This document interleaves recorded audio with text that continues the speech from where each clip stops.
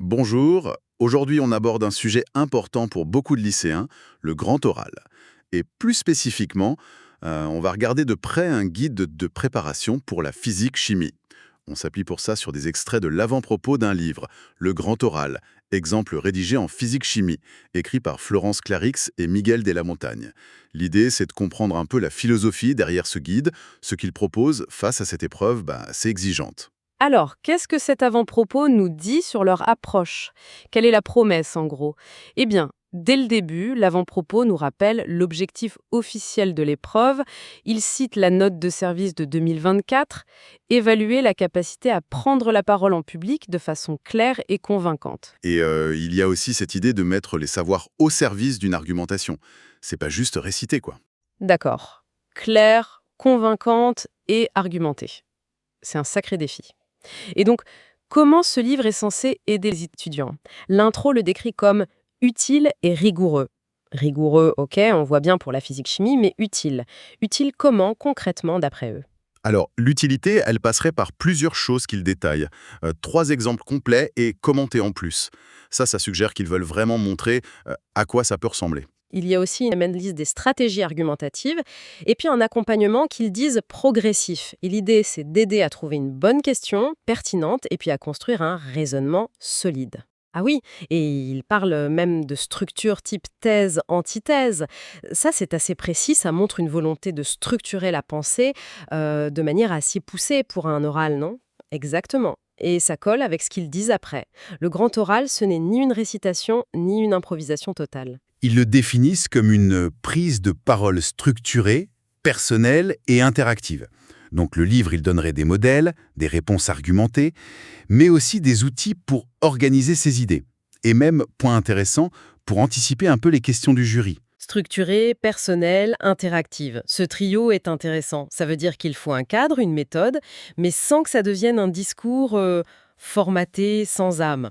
Il faut garder le côté personnel et l'aspect interactif, ça rappelle que c'est pas un monologue. D'ailleurs, l'avant-propos insiste sur un point logistique clé. Le jury. Tout à fait. Et c'est fondamental, il le souligne bien. Le jury est composé de deux enseignants de spécialités différentes. Et ça, ça a des conséquences directes sur l'évaluation.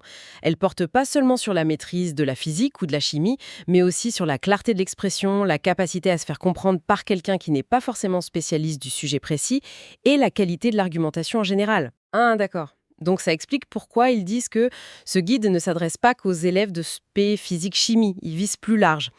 Tous les élèves qui veulent améliorer leur oral, et même les enseignants, y compris ceux d'autres matières, qui cherchent un support. Il mentionne aussi l'accessibilité pour les élèves avec aménagement. C'est ça.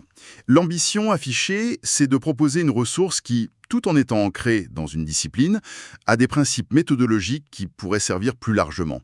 On sent que l'accent est mis sur la structure comme un moyen de gagner en confiance et en efficacité. Oui, on voit bien le projet, démystifier un peu l'épreuve, donner une méthode, des exemples concrets pour rassurer, pour outiller. L'objectif final, c'est clair, aider à transformer ses connaissances en une parole qui soit maîtrisée, structurée et surtout convaincante. Mais est-ce que cette approche très cadrée avec des modèles, des stratégies, ne risque pas un peu de brider l'expression d'une pensée vraiment personnelle, critique? C'est une bonne question, celle de l'appropriation. Si on s'en tient à ce que dit l'avant-propos, l'intention ce n'est pas de fournir du prêt-à-penser. Les outils, les exemples, les structures, les analyses sont présentés comme des aides pour construire sa propre argumentation. L'idée d'anticiper les questions, par exemple, ça suppose une réflexion qui va au-delà de la simple application d'un modèle. Il s'agirait plutôt de donner une base solide pour que l'élève se sente plus sûr de lui et puisse justement exprimer sa pensée de manière plus personnelle, plus pertinente. La structure serait vue comme un tremplin pour la liberté d'expression, pas comme une cage, si vous voulez. En résumé, si on lit cet avant-propos, ce guide se positionne comme une réponse très ciblée aux attentes du grand oral, tant sur la forme que sur le fond. Il promet une méthode, des exemples, une aide à la structuration, tout ça pour renforcer l'assurance et l'efficacité à l'oral. L'idée maîtresse, ça semble être que la confiance vient de la maîtrise d'une méthode. Oui, l'accent est vraiment mis sur la structuration de la pensée et du discours comme étant la clé. Et ça ouvre une réflexion intéressante qui va au-delà de ce livre en particulier. C'est de savoir dans quelle mesure une préparation très méthodologique, même si elle est efficace pour un examen, arrive vraiment à cultiver une aisance naturelle et une pensée critique authentique. C'est une tension qu'il est bon de garder à l'esprit quand on pense à ce type de préparation, je trouve.